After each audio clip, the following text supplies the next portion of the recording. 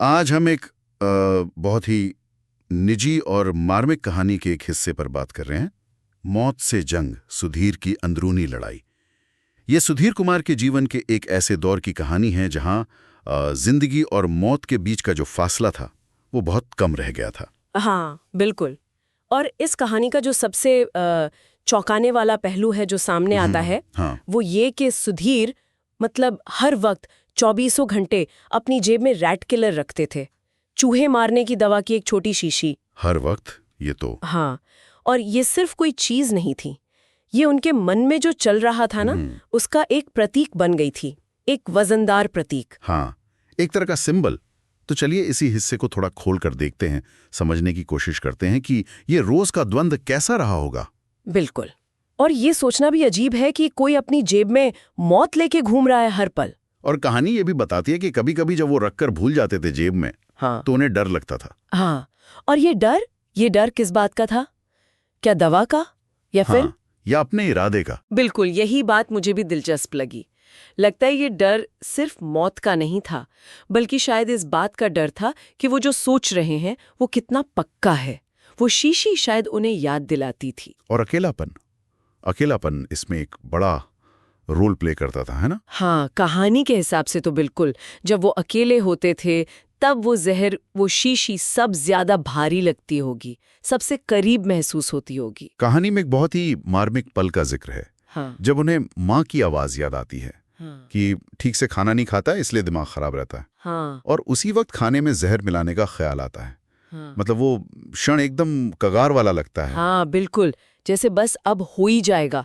लेकिन फिर ठीक उसी वक्त जब वो शायद हाथ बढ़ाने ही वाले होते हैं, क्या होता है? एक बाहरी चीज होती है, छोटे भाई का फोन आ जाता है। अच्छा। हाँ, और वो भाई बस अपनी बोरियत की, अपने अकेलेपन की बात कर रहा होता है, एक बिल्कुल आम सी कॉल। लेकिन वो आम कॉल एक तरह से एक लाइफलाइन बन जाती है अनजाने में। बिल्कुल, एक जीवन रेखा। और वहीं पर उसी वक्त सुधीर का इरादा पलट जाता है। हाँ, वो सोचते अगर मैं चला गया तो ये छोटा भाई किससे बात करेगा? एग्जैक्टली। सोच अपनी मौत से हटकर उसके असर पर चली जाती है। कि क्या मेरी मौत उस तक भी एक तरह का जहर पहुंचाएगी? सही। और ये दिखाता है कि कैसे हमारे रिश्ते, हमारी रोज की बातचीत, चाहे कितनी ही मामूली लगे, हाँ। वो असल में जिंदगी और मौत के बीच का फासला तय कर सकती है। वो फोन कॉल एक दीवार बन गया। और फिर शीशी वापस जेब में। हाँ, शीशी वापस जेब में, मौत का प्लान एक बार फिर टल गया। और ये कोई एक बार की घटना नहीं थी। लेखक ने इसे कहा है हर दिन मौत से दोस्ती और जंग। रोज की कश्मकश। हाँ, ये सोचना भी मुश्किल है कि हर रात आंखों में नींद नहीं, बस एक सवाल कि क्या कल वो दिन होगा? बहुत भारी। लेकिन हर बार कोई ना कोई वजह, कोई छोटी सी बात, जैसे कभी माँ की डांट याद आ गई, कभी भाई का वही फोन, कभी शायद किसी पुराने दोस्त का कोई मैसेज आ गया। हाँ, छोटी छोटी चीजें। बिल्कुल। ये बिखरी हुई सी चीजें अनजाने में ही जैसे जिंदगी के दरवाजे पर ताला लगा देती थी, मौत को बाहर रखती थी। इस अंश का जो निष्कर्ष है वो बहुत शक्तिशाली है। हाँ, वो लाइन बहुत कुछ कह जाती है। मौत जेब में थी पर जज्बात दिल में थे, और जब तक कोई पुकारता रहा सुधीर मर नहीं सका। कमाल की बात है। मतलब मौत का सामान बिल्कुल पास होते हुए भी जो दिल में भावनाएं थीं, जो रिश्ते थे, उनकी पुकार ज्यादा ताकतवर साबित हुई। हाँ, वो बाहरी जुड़ाव, वो आवाजें, वो जीवन बचाने वाली बन गई, चाहे अनजाने में ही सही। तो सुधीर की ये कहानी ये हमें सोचने पर मजबूर करती है। बिल्कुल।